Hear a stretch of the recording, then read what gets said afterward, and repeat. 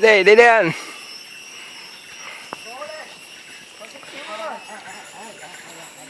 Đúng là con cá lớp mình.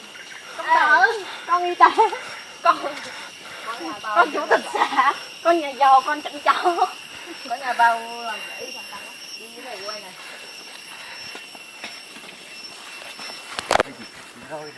Rồi.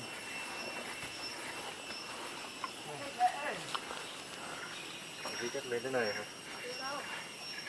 Yên lên rồi.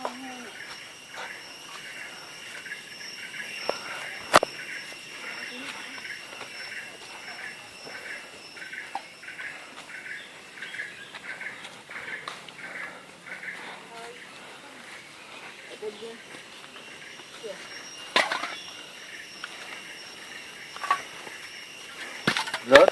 Sao rồi?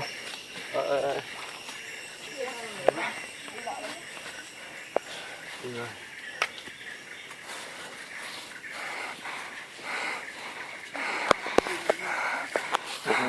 Bộ gì đấy ạ? Mẹ quay.